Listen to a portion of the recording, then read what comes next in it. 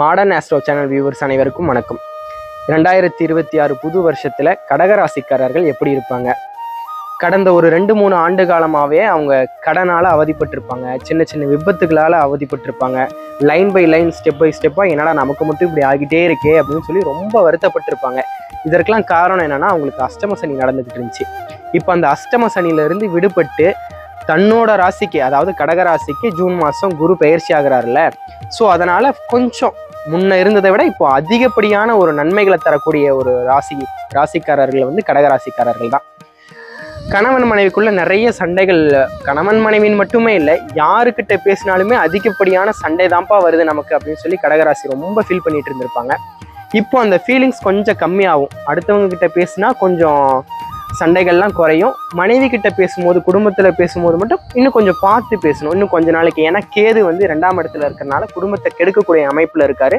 So முன்ன இருந்ததை விட கம்பேர் பண்ணும்போது இப்போ கொஞ்சம் நல்லாவே இருக்கு. கடகராசிக்காரர்கள் இனிமேல் நினைச்சது ஒவ்வொன்றா படிப்படியாக நடக்கும்.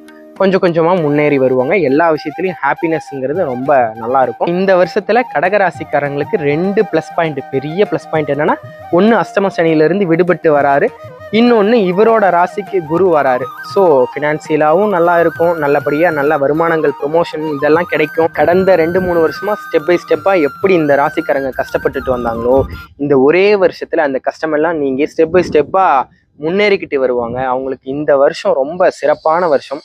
நன்றி, வணக்கம்.